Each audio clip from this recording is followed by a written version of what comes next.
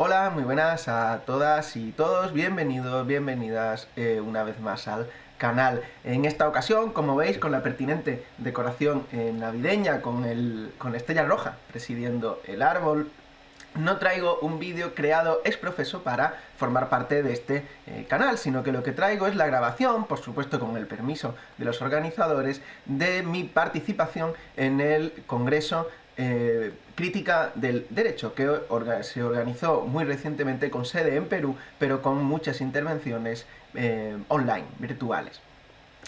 Este congreso se celebró con motivo del centenario del 100 aniversario de la publicación de Teoría General del Derecho y Marxismo. Como sabéis, es una de las obras más importantes del jurista soviético Evgeny Pashukanis. Esta misma discusión, la que tiene que ver con el derecho, ya fue reseñada en hasta 2 vídeos en este mismo canal, y en algún directo también tuvimos la oportunidad de hablar acerca de la cuestión jurídica. En esta ocasión, por tanto, mi intervención no se centró tanto en explicar la posición de Pashukanis en aquel momento, sino de tratar de trazar algunas analogías que permitieran entender la obra, especialmente de Pashukanis, en el momento en que tuvo lugar, en medio de una constelación de diferentes discusiones sobre diferentes temáticas y materias que se entrecruzaban entre sí y que creo que se puede trazar, pues como digo, alguna serie de analogías muy interesantes. Sin mucho más que añadir, os dejo con el vídeo, no sin antes, por supuesto, recordaros que os podéis suscribir al canal y dar me gusta a los vídeos, y también deciros que al final de la intervención incorporaré otro pequeño fragmento grabado por mí, porque quise traer también la parte de la discusión en la que me formularon algunas preguntas y tuve la oportunidad de responder. Como eso no pude grabarlo adecuadamente y como creo que aportaba alguna información que puede ser interesante, la grabaré también a posteriori y la incluiré después de la intervención. Sin más que añadir, os dejo con el vídeo.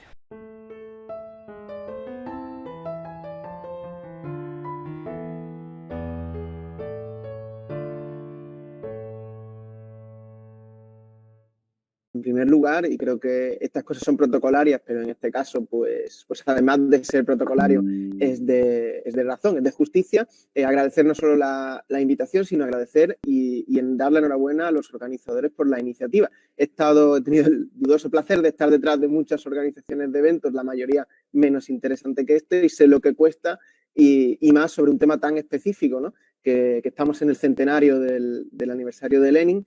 Y parece que lo podía eclipsar todo. Bueno, pues está muy bien que saquemos pues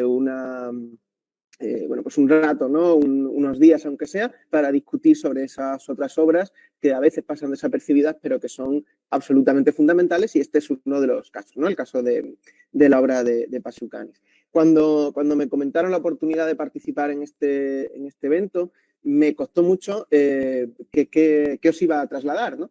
Y la realidad es que me decidí por hacer una especie de aproximación contextual, que creo que por suerte encaja bastante bien en la mesa donde finalmente se ha colocado. También aprovecho para adelantar que seguramente no consuma el tiempo máximo, dando así también más tiempo para poder interpelarnos y hablar entre todos y todas, que creo que es lo verdaderamente interesante de estos eventos, ¿no? Por desgracia, en este caso lo tenemos que hacer online, pero ojalá se pueda trasladar este tipo de discusiones a un evento presencial para que se den esas discusiones, a veces formales, a veces también informales, que es donde realmente se puede discutir un poco más distendidamente en persona, viéndonos las caras, humanizándonos un poco más entre todos y todas. Como decía, cuando me llegó la oportunidad de llevar a cabo esta breve intervención, me pregunté un poco qué hacer y finalmente me decanté por hacer una suerte de aproximación al clima de discusión en el que se insertaba Pashukanis. Un clima que voy a intentar enfocar de una manera bastante amplia, más de lo que seguramente se haya visto hasta el momento, pero también poniendo el énfasis en la interdisciplinariedad. Yo no soy jurista de profesión, aunque sí que tengo un doctorado en ciencias jurídicas, pero yo soy sociólogo, soy politólogo, la mayoría de mis trabajos tienen que ver con la crítica de la economía política de Marx, y también he tratado de investigar un poco sobre la filosofía, especialmente hegeliana y demás, con lo que, bueno, he querido plasmar un poco ese bagaje interdisciplinar a lo que hoy quería trasladar, ¿no? La hipótesis de partida, si se tiene que plantear en esos términos, sería que para entender el debate en el que se inserta Pashukanis, el debate del Estado y del debate del derecho en particular,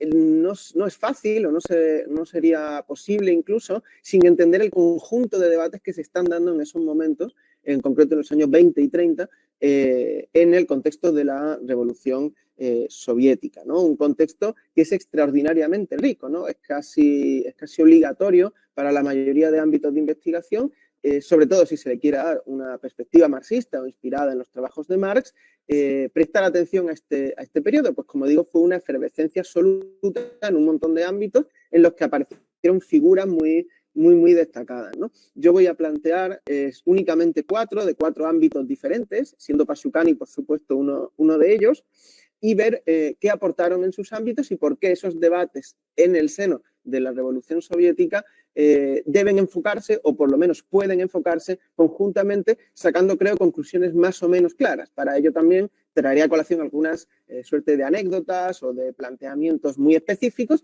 que creo que podrían igualmente clarificar, no tanto por quedarnos en la anecdotilla en qué pasó con esta persona en este momento, sino por entender cuáles eran los vectores que operaban en ese periodo, ¿no?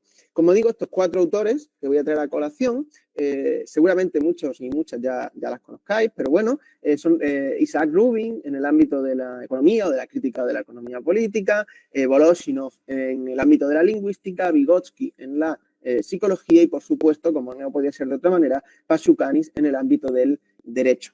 Creo que el paralelismo en realidad más evidente, o que yo creo que es más claro, es entre Pashukanis y Rubin, pues tienen mucho en común. Por ejemplo, ambos publicaron por primera vez su obra más relevante, al menos la que la marxología contemporánea considera más relevante. En el caso del primero, los ensayos, ¿no? Y en el caso del segundo, la teoría general del derecho y marxismo, se publicaron ambas en 1924, el mismo año del fallecimiento de Lenin. Y también ambos tienen en común que acabaron siendo condenados a muerte y fusilados en 1937. O sea, justo un año después de la aprobación de la famosa Constitución del 36, que es la Constitución, se le conoce como la Constitución de Stalin, ¿no? Por su parte, Voloshinov y Vygotsky no corrieron esa suerte, ambos fallecieron por causa de una enfermedad, pero curiosamente en años también muy parecidos, ¿no? En 1936, 37, si no recuerdo mal. Creo que todos estos autores tienen mucho en común, como digo, ¿no? Seguramente tengo que aclarar, vulgarice o simplifique en alguna medida lo que dijeron todos ellos, pero creo que, y por supuesto tampoco me voy a centrar en lo más importante ni en el conjunto de autores que había en ese momento, que como digo, bueno, pues era toda una galaxia de posiciones que estaban presentes. La mayoría de estos autores tuvieron en común, eso sí, un elemento no tanto positivo, ¿no? Propositivo, como sí negativo, de crítica, ¿no? Y es que la mayoría enfatizaron el carácter social de su disciplina frente a lo que en ese momento ya eran posiciones reificantes, ¿no? Posiciones que esclerotizaban la disciplina y que la convertían en alguna suerte de perspectiva metareferencial, ¿no? Quienes seáis juristas, abogados, sabréis que ya en aquel momento, además, empezaba a ser dominante y muy influyente la obra de Kelsen y del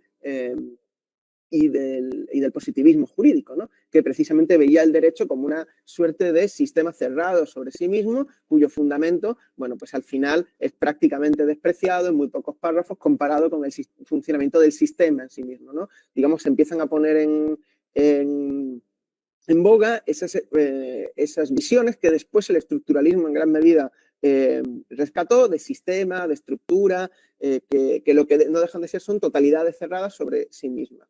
Pues bueno, tanto Rubin como Voloshinov, Vygotsky y Pashukanis criticaron duramente esas visiones, con unos planteamientos que todavía hoy son muy inspiradores, no solo para el marxismo, sino para el conjunto del pensamiento crítico contemporáneo. Yo diría que incluso para ciertas ramas de pensamiento ortodoxo o convencional en muchas facultades, ¿no? Voy uno por uno, pero voy a ser muy rápido. Por ejemplo, Rubin planteaba ese enfoque que él llamaba sociológico, ¿no? de la economía frente a esa visión fetichizadora, ¿no? contra la que cargaba, esa visión que compartía la economía clásica y neoclásica posteriormente, que entendía que la economía podía fundarse en sí misma, ¿no? Empiezan a contar desde la mercancía sin entender, o desde el dinero, que es peor, sin entender que tanto el dinero como la mercancía son en el fondo relaciones sociales y que por ende se subsumen en una totalidad social más amplia y la economía no puede verse como una dinámica cerrada sobre sí misma. Lo mismo en realidad planteaba Pashukānis frente a Kelsen y frente al positivismo, ¿no? Que era esta idea de que él se podía cerrar las nociones jurídicas sobre sí mismas, ¿no? Una ley siempre remite a otra y esta otra y esta otra hasta cerrar un universo en sí mismo. Lo mismo pasaría con Vygotsky contra la psicología de su época, ya entonces empezaba a dominar el conductismo y Vygotsky fue relativamente duro con el conductismo, sobre todo, y sin decirlo de esa manera, tenemos que tener en cuenta que también él escribía en una Unión Soviética en el que Pavlov ya tenía un papel muy importante, ¿no? Y tampoco fue nunca tan crítico con Pavlov, pero sí que criticaba la biologización del comportamiento humano, ¿no? Algo que más tarde, ahora veremos, en gran medida se retrocedió, ¿no? Y en el ámbito de la lingüística, Voloshimov planteaba algo parecido, ¿no? Frente a un entonces ya muy incipiente Saussure, después Saussure se convertiría en todo un mito, ¿no? En el pensamiento social, criticaba que no podía entenderse la lingüística como un sistema cerrado, fuera de la lucha de clases, fuera de todo, sino como que lo mismo que podíamos decir en el conductismo en la psicología o en el positivismo en el derecho, ¿no? Entender que la lingüística era un sistema cerrado sobre sí mismo, ¿no? Esas dos líneas que quienes hayáis estudiado algo de Saussure os sonarán, ¿no? Esa línea famosa que separa la norma, o sea, el signo del significado, ¿no? Bueno, pues todo eso fue una crítica conjunta que yo creo que puede verse conjuntamente, precisamente, ¿no? Y lo pongo un ejemplo curioso, ¿no? Quienes hayáis leído precisamente a Saussure en su curso de lingüística general, veréis que aparece una metáfora curiosa, ¿no? Que es que dice que la lingüística, que las lenguas pueden estudiarse como quien estudia el ajedrez, ¿no? O sea, pensemos en el ajedrez, ¿no? El ajedrez es un juego de mesa en el que tiene unas propias normas que para entenderlas no tienes que entender nada fuera de ellos. Es un sistema de normas cerrado sobre sí mismo, ¿no? Que no tendría sentido, por ejemplo, hablar de un ajedrez capitalista y de un ajedrez socialista. Existen las normas y las normas se entienden en sí mismas. Tú puedes cambiar una norma, algo infrecuente, como sabréis, pero en todo caso sería un cambio respecto a las normas, ¿no? Se podrían entender de esa manera, ¿no? Como si fuera un esto cerrado, y así lo planteaba Saussure. Pues curiosamente, en el libro de Pashukānis critica esa misma noción de entender no ya la lingüística, sino el derecho como si fuera un juego de ajedrez. O sea, dice Kelsen y compañía, o viene a decir, no lo sabría decir literalmente, Kelsen y compañía entienden que que el derecho es una especie de juego de ajedrez en el que tú puedes entender las normas y quien estudia las normas del ajedrez como quien estudia las normas constitucionales, algo que evidentemente pues no se corresponde, ¿no? Y la crítica de todos estos autores viene a decir, oye, es que todo esto está inserto dentro de una serie de una sociedad que tiene sus contradicciones, que tiene su lucha de clases, que tiene sobre todo su carácter mercantil, ¿no? Que es eso en el que también Pashukānis y Rubin tienen en común que tomaron, ¿no? Como punto de referencia la obra central de Marx, El Capital, ¿no? Que no era la obra de referencia en aquel momento. Claro, ¿qué es lo que pasa con todas estas aproximaciones? Bueno, pues lo que acaba pasando es que se formula la pregunta central, que es precisamente la que nos convoca a esta mesa, ¿no? Si existe un derecho, pero también si existe una mercancía, una lengua o una psique socialista. O sea, podemos pensar todo eso como algo socialista. Hay mercancías socialistas, hay derechos socialistas, etc. Hay una lengua socialista. Bueno, pues esa yo creo que fue la pregunta central en aquel momento y la que en gran medida determinó la suerte de los propositores de una u otra teoría. Y de nuevo hago un pequeño repaso por todos estos autores que os he comentado, que tampoco, insisto, no es sistemático, pero que creo que sí que nos permite ver un poco el clima de discusión, ¿no? Que es lo que intento mirar en este ámbito, ¿no? Pensemos en el ámbito de la economía en primer lugar. ¿Qué se acaba imponiendo frente a Rubin? Pues se acaba imponiendo una visión en su época relativamente conservadora, relativamente continuista, ya empieza a ser ortodoxia prácticamente desde que se formula y se recoge en primer lugar en el famoso manual que plantean Lapidus y Ostrovitiano, ¿no? Ambos fueron autores, sobre todo el segundo, que tuvo una enorme trayectoria después en la Unión Soviética, como autor precisamente de manuales de economía. ¿Qué plantean en ese manual? Oye, que es que sí que el hecho de que exista mercancía o que exista ley del valor en una sociedad socialista no representa ninguna contradicción. Todo lo contrario, tanto la mercancía como la ley del valor son susceptibles de convertirse en herramientas para la construcción del socialismo.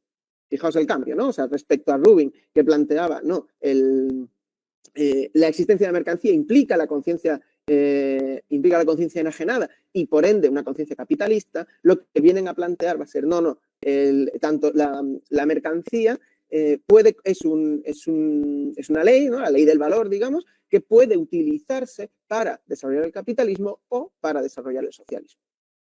Curiosamente, algo muy parecido fue lo que le pasó a Pashukanis, ¿no? En el ámbito del derecho. Planteaba muy claramente, ¿no? El sujeto jurídico es una derivación del sujeto mercantil.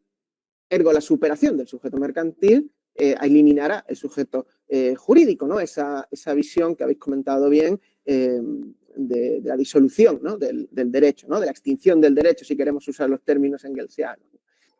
Claro, eso chocó de nuevo con las condiciones de la Unión Soviética, específicamente en aquellos años y que se postergarían, ¿no? Recordemos que tanto Rubin como Pashukanis realmente nunca llegaron a ser readmitidos en el canon. En algún momento se les pudo rehabilitar en cierta medida, pero en ningún momento se les readmitió dentro del canon. Sus posiciones pasaron muy desapercibidas en la Unión Soviética y es ahora cuando las estamos estudiando, ¿no?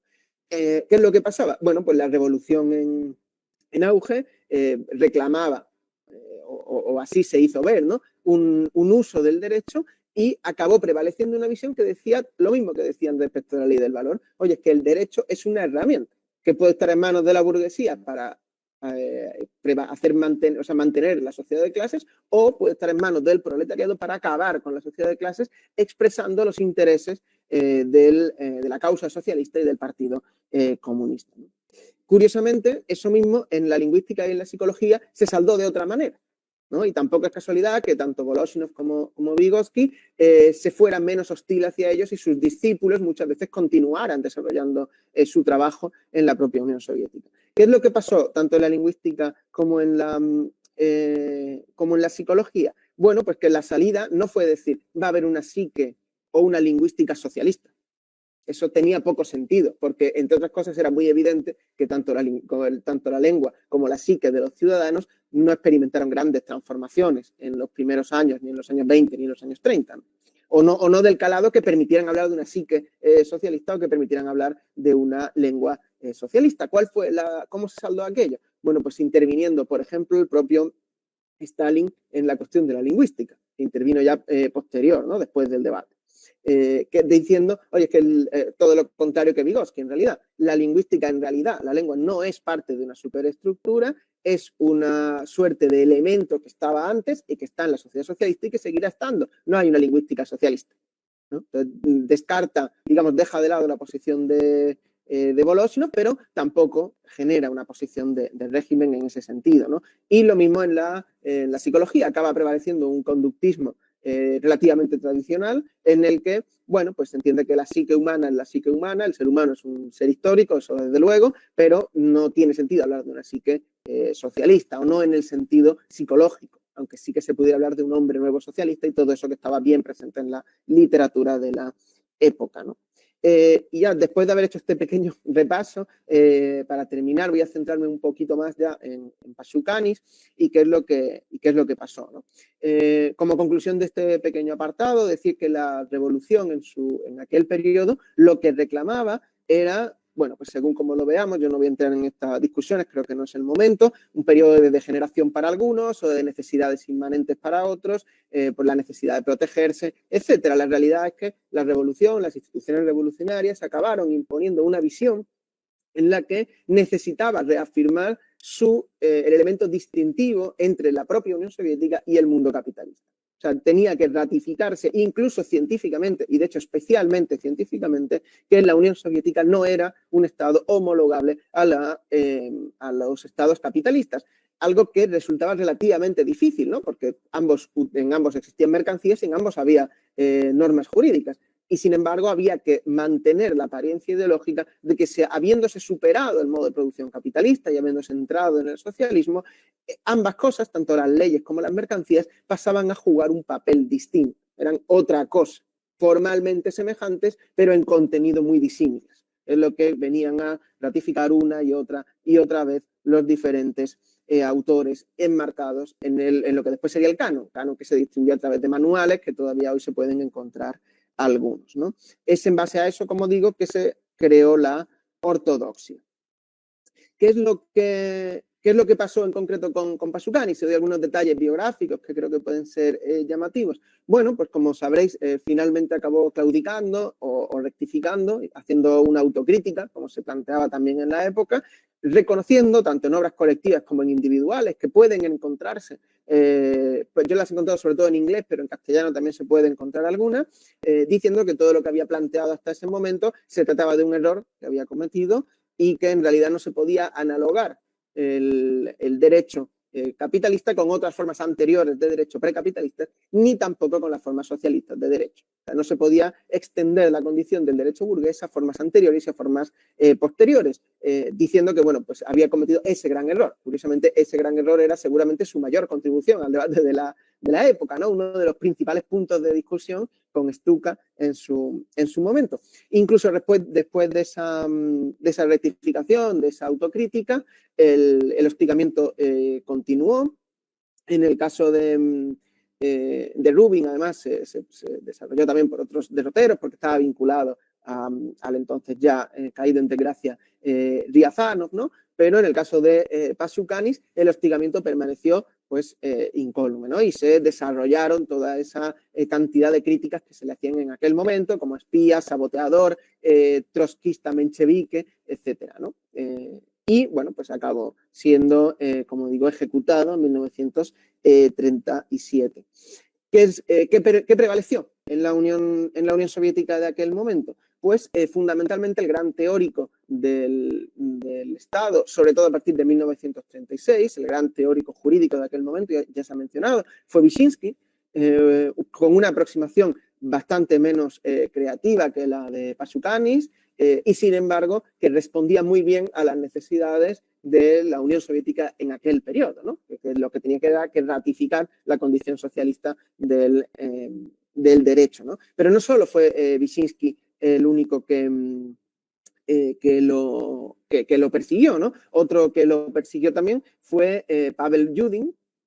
No sé si os sonará, es posible que a algunos os suene porque escribió junto a Mark Rosenthal el famoso diccionario filosófico, que tiene un montón de ediciones y que tuvo muchísima difusión, por lo menos aquí en España, y sé que en México, por ejemplo, también tuvo mucha difusión. Bueno, pues Pavel Yudin, esta persona que fue todo un francotirador del periodo estalinista, si así se quiere decir, que denunció a muchísimos, al famoso Dvorin, ¿no? En filosofía, pues él fue uno de los mayores hostigadores contra Dvorin y contra otros tantos, ¿no? Bueno, pues este Pavel Yudin se sumó también a la crítica a Pasukanis, que en un momento dado se convirtió también en un lugar común en el que prácticamente la mayoría de los juristas soviéticos, que eran muchos, planteaban abiertamente esa crítica al pasukanismo junto al bujarinismo y a todo lo que se terciara en aquel momento, ¿no? Es curioso que tanto Vyshinsky como Yudin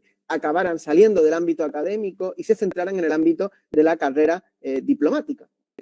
Siendo, creo que en el caso de Vyshinsky llegó a ser representante de la Unión Soviética frente a las Naciones Unidas y Yudin fue representante diplomático tanto en Yugoslavia como en China.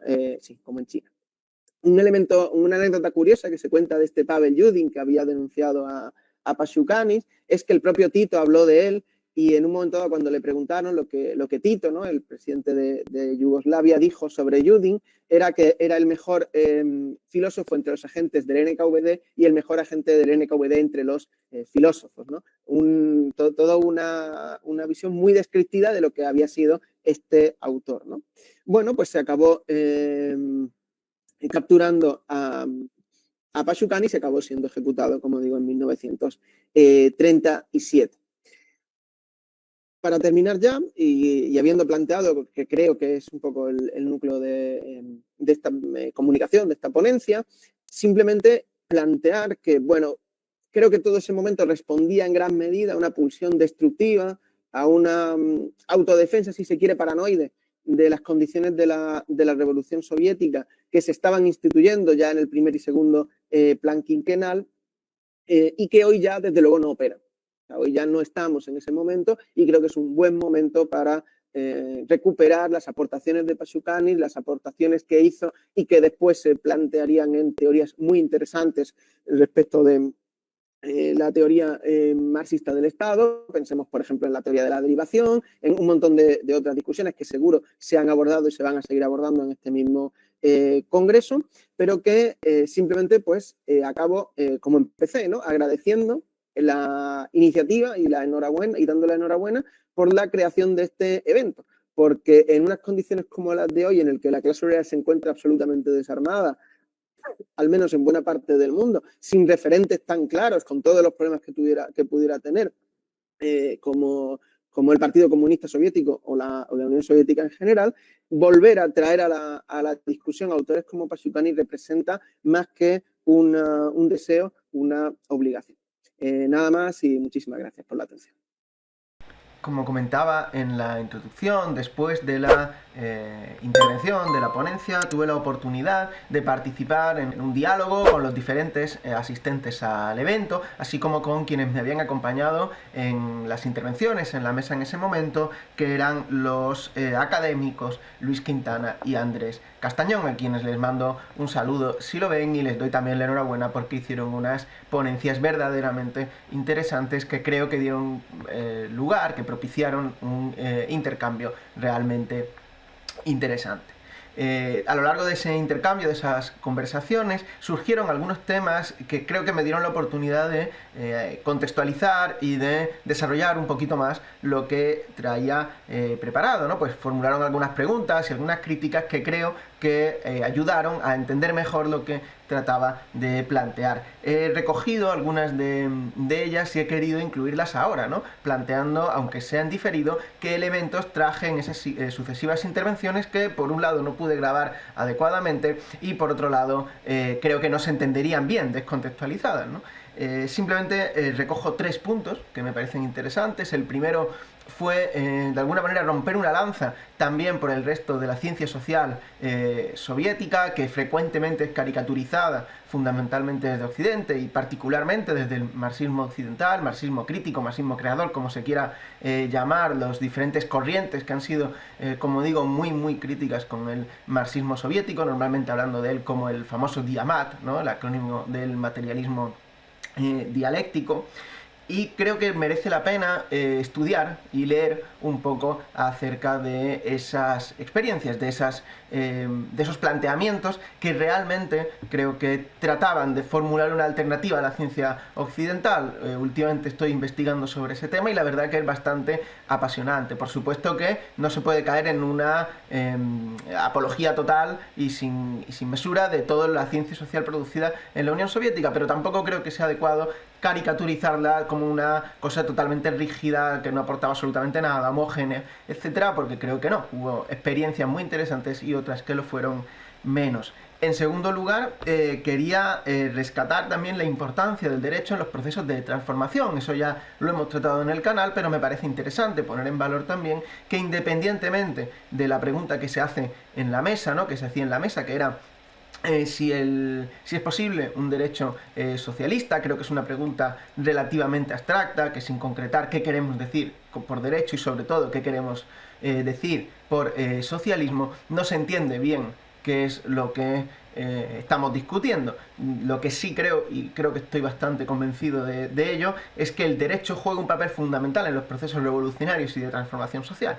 O sea, no podemos olvidar que todas las alternativas que se han formulado hasta la fecha en clave revolucionaria han tomado la forma, y no creo que sea casualidad, de una república democrática constitucional, ¿no? Sometida a un esquema jurídico con algunas particularidades, pero con muchos elementos en común con el derecho occidental, fundamentalmente algunas diferencias en lo que tiene que ver con el derecho civil, como no puede ser de otra manera. Y por último, enfatizar como contribución de la obra de Pashukanis y de todos estos autores que he ido mencionando, la importancia de la crítica a las ciencias sociales. Se trata de recuperar hoy, y seguramente ese es uno de los elementos más propositivos, más radicales que podemos rescatar de todos estos autores, la crítica radical a las ciencias sociales entendidas aisladamente. O sea, entender que debería haber, por ejemplo, en términos prácticos, una facultad de Derecho, una facultad de Economía, separadas entre sí y separadas a su vez de la facultad de Sociología o del departamento, o lo mismo se puede trasladar, ¿no?, como correlato a los departamentos, que hay un departamento de Sociología, otro de Antropología, otro de Psicología Social, otro de etcétera, ¿no? O sea, se trata, en nuestro proyecto, de fusionar esos departamentos para dar lugar a un conocimiento de nuestra realidad social que responda a esa categoría dialéctica de totalidad por la que se obsesionaron tantísimos marxistas de uno u otro bando, de uno y otro ámbito y de uno y otro territorio. Solo tenían en común prácticamente todos quienes se reconocían en la aproximación marxista. Por tanto, bueno, dichas estos tres elementos, creo que ya he aportado todo lo que se me escapaba en la ponencia inicial. Seguro que hay materia para seguir discutiendo. Por supuesto, os animo a dejar ahí en los comentarios las críticas o propuestas o preguntas o temas que queréis que se enfoquen en futuros vídeos. Y sin nada más que añadir, nos vemos en la próxima.